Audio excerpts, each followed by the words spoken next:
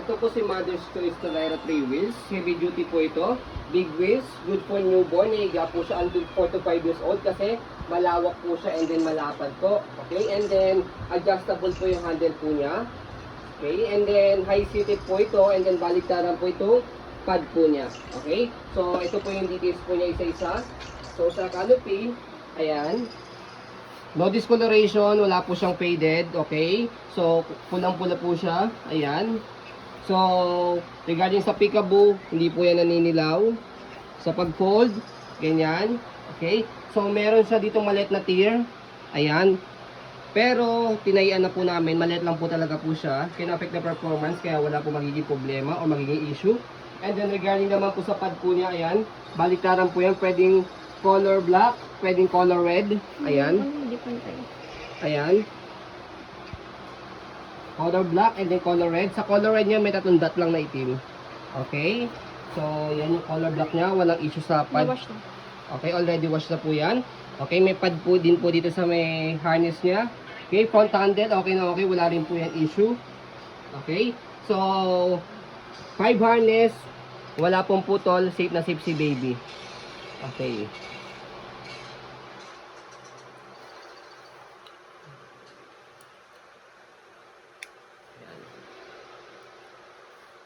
Okay, and then adjustable leg rest. Ito, so kapag nakahiga si baby o nakaupo, merong button dito left and right, baba nyo lang po ganyan, push, press nyo po yan, button, and then baba nyo po yan pag nakaupo. And then kapag nakahiga, so dito siya i-adjust sa likod, papakita po namin mamaya. Okay, so angat nyo lang po ito para naka-level siya. Pag nakahiga, yan, mahaba sa malapad.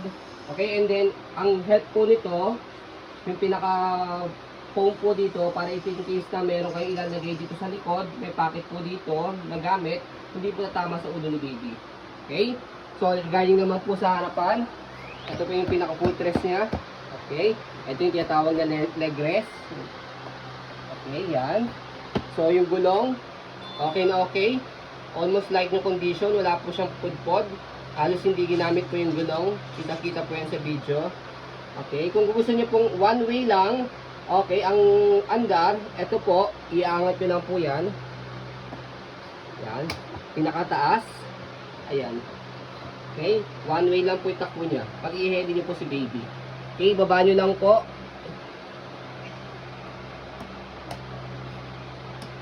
Ayan, para mag-swivel. Okay. So, may pin yan. Ipin case na yan, lumambot, pwede nyo bombahan. By the way, dito po yung pinapress para tanggalin. Ayan. Para tanggalin, okay. Para kung sakaling lumambot po siya, okay. So, yung gulong na lang po yung dadali po ninyo. Hindi na po yung buong stroller. Ayan. Okay. So, body frame sa right side. Ayan po yung details. Wala po yung hard scratch. Okay, ito po yung lock po niya sa gilid mamaya pag pinold. Okay, gulong sa right side. Ayan, kita-kita. Makapal. Okay. Ayan, double check. And then yung pin niya, okay din po yan. Okay, may pin din po yan. So, pag tinanggal siya, ito naman, iangat lang to. Ay, by the way, ibababa pala sa kahatak. Ayan. Okay, hatak. Para pagka pinabombahan po ninyo, madali siyang tanggalin. Okay. So, automatic siya. Nag-lock na yan kapag naisalpak nyo na mabuti. Sa likod, unahin muna natin yung likod niya. Ayan yung pocket. Pwede kayo maglagay ng gamit i-baby. Malaki po yan. So, yan. Ito yung likod. May butones po yan. Pwede nyo i-butones dito. Okay. So, dito po siya. Press nyo po ito. Pull up. And then, para adjust po ninyo kung gusto niyo nakaupong ganyan, naka semi-reclined or nakahiga. Semi-reclined or nakahiga.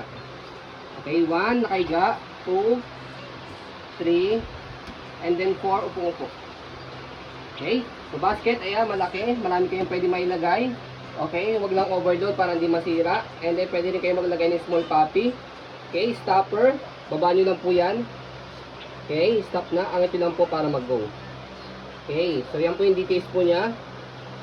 Okay, pakita mo dito isa-isa. Ayan natin. Ayan. Okay.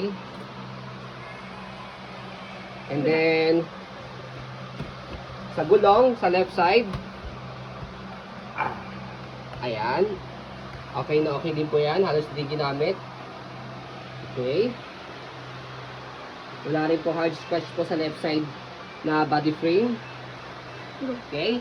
So, sa front, sa may handle naman, ayan, naka-plastic pa siya. Wala po yung issue. Okay, adjustable. Merong button dito left and right. Click nyo lang po siya and then, depende po sa inyo kung nakababa. Yan. And then naka-level or okay, pinakamataas. Yan. Pag sakali malaki po si parents, yan, si mommy o si daddy. Okay? So yan. So sa pag-fold niya, kailangan naka-fold po itong canopy, nakahiga po yung higaan po niya, and then sa handle dito, ito, left and right, sa pag-fold, press nyo, ay iangat nyo po yan and then pull down. Okay? So alalay lang po dito sa front handle para di magasgasan. And then push nyo lang po ng konti. And then itong lock sa gilid, shoot nyo lang dito. Ayan. Okay? So can stand alone, natatayo po yan mag-isa. Make sure na center nyo lang po yung harapan pong gulong. Okay? So after nyan, kapag inopen, tanggalin nyo lang po ito, vice versa. Itong lock. And then bukan nyo lang po siya. Yan. Ganyan lang po kadali. Okay, so yan po, as you can see, store lang natin habang nagde-demo po ako. Okay, as you can see, very details po kami mag-video. Okay, kasi ang shop policy po namin, no refund, no exchange, transparency po yan.